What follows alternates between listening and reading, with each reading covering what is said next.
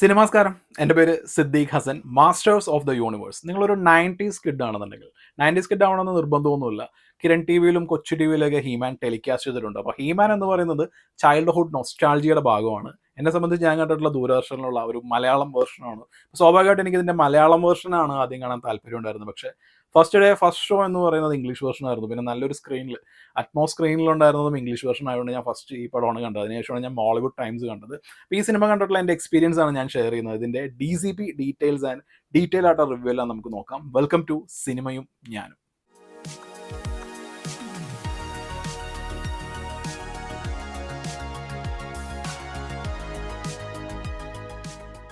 ഇടപ്പള്ളി ലുലു മാളിലുള്ള PVRലാണ് He Man and the Masters of the Universe കാണാനെത്തിയിരിക്കുന്നത്. സ്ക്രീൻ 6 ആണ് തിരഞ്ഞെടുത്തത്. കാരണം സ്ക്രീൻ 6 ആണ് 4K ലേസർ പ്ലസ്.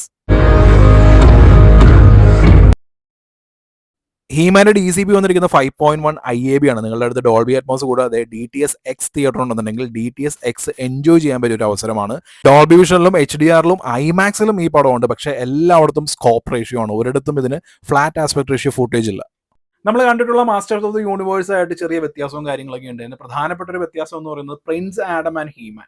ഈ ഒരു രണ്ട് ഐഡന്റിറ്റീസ് ആണ്. അതായത് ഈ പ്രിൻസ് ആഡം തന്നെയാണ് ഹീമാൻ എന്നുള്ളത് എല്ലാവർക്കും ഒന്നും അറിയില്ല. പ്രത്യേകിച്ച് ടീലൊക്കെ അറിയില്ല. അതായിരുന്നു ആ ഒരു കോമിക്സിന്റെ നമ്മൾ കണ്ട കാർട്ടൂണിലെല്ലാം അങ്ങനെയാണ്. ടീലൊക്കെ ശരിക്കും പറഞ്ഞിട്ടുണ്ടെങ്കിൽ പ്രിൻസ് ആഡം വേറെ ഹീമാൻ വേറെ എന്നുള്ള രീതിയിലാണ് ആ കഥ മൊത്തം അങ്ങനെയാണ് പോകുന്നത്. പക്ഷെ അവർ ഇതിനകത്ത് ഒരു മാറ്റം വരുത്തിയിട്ടുണ്ട്. ഒരു ഹീറോ എന്ന് പറയുമ്പോൾ ആ ഹീറോയ്ക്ക് അണ്ടർസ്റ്റാൻഡിങ്, എംപതി, ഹ്യൂമാനിറ്റി, ഈ കാര്യങ്ങളൊക്കെയാണ് വേണ്ടത് എന്നുള്ളതും പിന്നെ നമ്മളുടെ ഒരു വലിയ പവർ ഉണ്ടെന്നുണ്ടെന്നുണ്ടെങ്കിൽ നമ്മളോട് തന്നെ യുദ്ധം നടത്താനോ അതായത് സർവനാശത്തിന് വേണ്ടിയൊന്നുമല്ല ആ പവർ ഉപയോഗിക്കേണ്ടത് എന്നുള്ളൊരു മെസ്സേജൊക്കെയാണ് ഈ സിനിമ നൽകുന്നത്. അപ്പോൾ ഒറിജിനൽ വേർഷനിൽ നിന്ന് ഇതിനകത്തേക്കുള്ള ഒരു വ്യത്യാസം എന്നുള്ള രീതിയിലേക്ക് വരുമ്പോഴേക്കും നമുക്കറിയാം ഗ്രേസ്കൽ കോട്ടയുടെ എല്ലാ പവറുള്ളൊരു വാള്, ആ വാൾ ഉയർത്തി കഴിഞ്ഞിട്ടുണ്ടെന്നുണ്ടെങ്കിൽ ഹീമാനാണ്. അപ്പോൾ ആ വാളിലാണ് എല്ലാ പവറും എന്നുള്ള രീതിയിലേക്കുള്ള ആ ഒരു നമ്മൾ അങ്ങനെയുള്ള കാർട്ടൂണും കാര്യങ്ങളൊക്കെ കണ്ടിരിക്കുന്നത്. അപ്പോൾ ഒരു കണ്ടംപററി ഇതിനകത്തേക്ക് വരുമ്പോൾ എന്തൊക്കെയാണോ ചേഞ്ചസ് വരുന്നത് അതെല്ലാം പ്രോപ്പറായിട്ട് ചെയ്തിരിക്കുന്ന ഒരു സിനിമയായിട്ടാണ് എനിക്ക് ഫീൽ ചെയ്തിരിക്കുന്നത്. ഒറിജിനൽ ഹീമാൻ കണ്ടിട്ടുള്ള ആ രീതിയിലേക്ക് എക്സ്പെക്ട് ചെയ്യുന്ന ഫാൻസ് ആണെന്നുണ്ടെങ്കിൽ ഇതെന്താണ് ഇങ്ങനെയൊക്കെ മാറ്റിയിരിക്കുന്നത് ചെറിയൊരു ഡിസപ്പോയിൻമെന്റ് ഉണ്ടായേക്കാം. പക്ഷേ എന്നാൽ പോലും നിങ്ങൾ ഒന്ന് ആലോചിച്ച് നോക്കുമ്പോൾ നമുക്ക് അതങ്ങനെയൊക്കെയാണ് കറക്റ്റായിട്ട് കാണിക്കേണ്ടത്. കാരണം ഇത് പ്രിൻസ് ആഡം എന്ന് പറയുന്നത്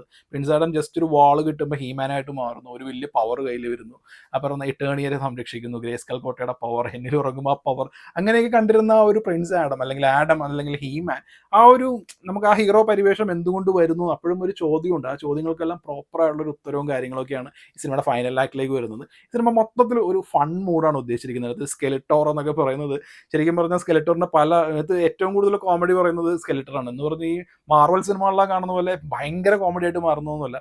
പുള്ളിക്കാരനത് പറയുന്ന ആ ഒരു കോമഡിക്ക് ഒരു സ്റ്റാൻഡേർഡ് ഉണ്ട്. ഭയങ്കര ആ ഒരു ഗൂഫി ലെവലിലേക്കൊന്നും അല്ല ഇത് പോയിരിക്കുന്നത്. അതുകൊണ്ട് തന്നെ ഒരു എൻജോയബിൾ ആയിട്ടുള്ള ഒരു സിനിമാറ്റിക് എക്സ്പീരിയൻസ് തന്നെയാണ് മാസ്റ്റേഴ്സ് ഓഫ് ദ യൂണിവേഴ്സ്.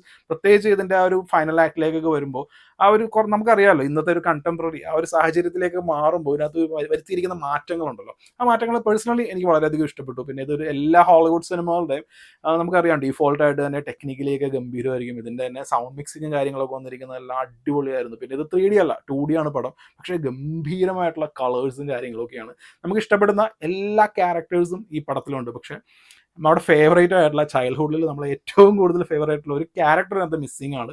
പക്ഷേ ഞാൻ പറയുന്നില്ല, സർപ്രൈസ് ആണ്. ഈ സിനിമയ്ക്ക് ഉറപ്പായിട്ടും ഒരു 2ാം ഭാഗമുണ്ട്. 2ാം ഭാഗത്തിൽ നമ്മൾ എന്തൊക്കെയാണ് എക്സ്പെക്ട് ചെയ്യേണ്ടത് എന്നുള്ളതെല്ലാം മിഡ് ക്രെഡിറ്റിലും പോസ്റ്റ് ക്രെഡിറ്റ് സീക്വൻസിലൊക്കെ ആയിട്ട് കാണിക്കുന്നുണ്ട്. ഈ സിനിമ തുടങ്ങുമ്പോൾ മാസ്റ്റേഴ്സ് ഓഫ് ദ യൂണിവേഴ്സ് എന്നാണ് പേരെഴുതി കാണിക്കുന്നത്. പക്ഷേ സിനിമ അവസാനിക്കുമ്പോൾ He-Man and the Masters of the universe എന്നാണ് എഴുതി കാണിക്കുന്നത്. അതായത് പ്രിൻസ് ആഡമിൻ്റെ ഹീമാനിലേക്കുള്ള ഒരു ജേണി ഉണ്ടല്ലോ, ആ ജേണിയാണ് ഈ സിനിമ പറയുന്നത്. അത് ഹീമാൻ എന്ന് പറയുന്ന ഒരു വാക്ക് അത് പടം എല്ലാം കഴിഞ്ഞ് അവസാനമാണ് ഹീമാൻ എന്നുള്ളൊരു പേര് തന്നെ പുള്ളി തിരഞ്ഞെടുക്കുന്നത്. അപ്പോൾ ഹീമാൻ ആവുന്നതിന് മുമ്പുള്ള പ്രിൻസ് ആഡത്തിൻ്റെ പുള്ളിക്കാരൻ്റെ ഒരു മാനസിക സംഘർഷങ്ങളും കാര്യങ്ങളൊക്കെ ഉണ്ടല്ലോ. അത് ഇത്രയും വലിയൊരു പവറും കാര്യങ്ങളൊക്കെ വരുമ്പോൾ പിന്നെ ഈ പവറും കാര്യങ്ങളും ആദ്യമായിട്ട് കിട്ടുമ്പോൾ എന്തൊക്കെയാണ്, അപ്പോൾ അങ്ങനെയുള്ള കുറച്ച് കാര്യങ്ങളൊക്കെയാണ് എക്സ്പ്ലോർ ചെയ്തിരിക്കുന്നത്.